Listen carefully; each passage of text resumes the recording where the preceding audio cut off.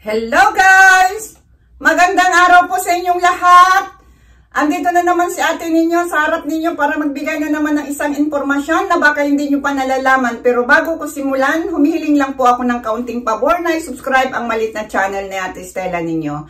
Guys, huwag na tayong paligoy-ligoy pa. Simulan na natin ang topic natin ngayong araw na ito. Ito ay nanggaling sa ating isang subscriber, pero wag na po nating sabihin kung sino po sila para sa kanilang privacy. So, narito po ang kanyang katanungan. Madam, itanong ko lang po kung maaari bang mabali ang piston ng isang lalaki kapag naninigas ito. Noong last kaming nag-sipping ng aking partner, meron po akong narinig na tunog mula sa aking piston nang umibabaw ang aking partner noong kami ay nagtatalik. Nang matapos kaming magsiping, parang ang sakit ng aking piston hanggang ngayon. Ano po ang dapat kong gawin? Maraming salamat po. So guys, yan po ang kanyang katanungan, kung nababali ba raw ang piston ng isang lalaki. Alam nyo ba guys, ayon sa aking nasaliksik na impormasyon, maaring mabali ang piston kahit wala itong buto.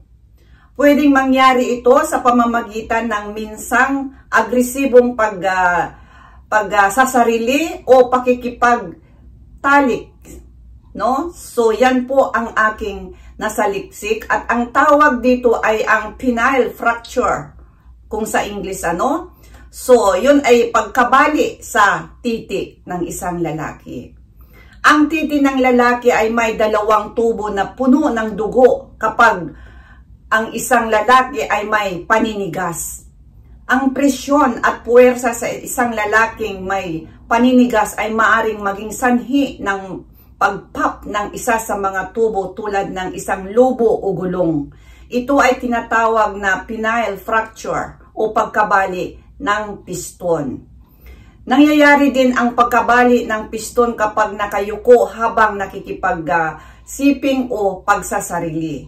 So, yan po ang aking nakuhang impormasyon. So, bibigyan ko kayo ng mga sintomas ng pagkabali na ayon lamang sa aking mga impormasyon o pagsasaliksik. Narito po, ang una, isang crack na tunog na sinusundan ng biglaang pagkawala ng paninigas. Yan po ang unang makikitang isang sintomas kung ito ay nabali. So, ang pangalawa naman, masakit ang kanyang piston. Sumasakit. At ang pangatlo naman, isang baluktot na hugis ni Junjun. So, guys, alam nyo na yung mga pinasikot-sikot ko na pangalan sa maselang bagay, ano, kasi natural, nandito tayo sa YouTube at binabawal yung sobrang paggamit ng mga maselang bagay, kaya pinaiikot ko na lang yung pangalan, no? So, isang baluktot na hugis ni Junjun. At ang pang-apat naman, problema sa pag-ihi. Yan po yung pang-apat. At yung pang-lima naman ay pamamaga at maitim na pasa. So, ito po ang mga sintomas na pagkabali ni Manoy. Pero, ayon sa aking nasaliksik, ay bihira po itong nangyayari. Meron lang kasing pangyayari, halimbawa, yun na nga, agresibo sobra yung dating ng labanan, no? So, tapos halimbawa, biglang nahugot si Manoy doon sa kuweba ni partner. Tapos sobrang nasa na talaga ang labanan, biglang ibinaon uli doon sa kuweba ng partner. Ayun, hindi pumasok kundi tumama doon kung saan sa parte, malapit doon sa bulaklak ng isang babae, may posibilidad po na mababali siya. Kasi natural, pag bigla mong ibinaon tapos hindi doon sa pumasok, kung saan siya tumama, so may tendency. Yan po yung isang halimbawa na aking nasaliksik na paraan ba na mamabali ang isang piston ng isang lalaki.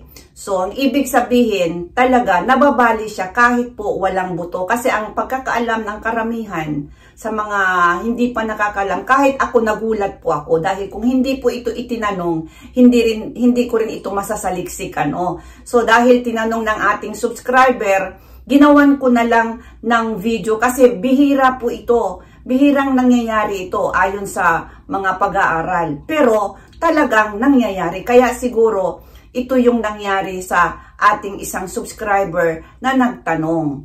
Pero yun na nga guys, no?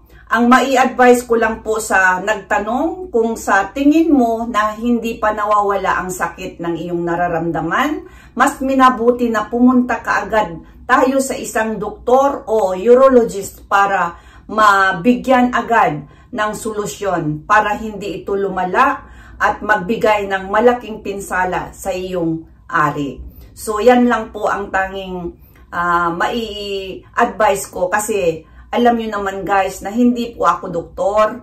Yun nga, paalala lang, disclaimer lang po sa lahat. Hindi po ako isang doktor kaya hindi po ako pwedeng magbigay ng kung ano-anong gamot. Kahit pangalan ng gamot, hindi ko po yun gagawin dahil wala po akong karapatan. Kundi ito ay for educational purposes only at tinutulungan ko lang po na magkaroon ng kaunting idea yung ating mga subscriber na halimbawang hindi kaagad makapunta sa mga doktor at meron silang makunan na kahit ganito pala ang mga bagay na mga nangyayari. Pero yun na nga, dahil ikaw po ang nakakaramdam ng sakit na yan, kailangan po nating pumunta sa isang doktor para po mapatingnan. Baka, yun na nga, baka nabali siya kasi sa iyong sinabi ngayon ay sumasakit siya.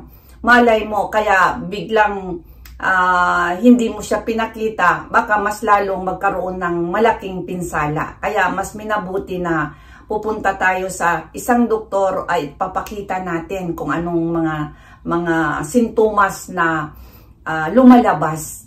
Kasi mahirap na yung dito lang nakita mo lang na kung ano yung nasabi ko pero hindi ka pupunta sa doktor, baka naman merong mga problema na mas malala pa.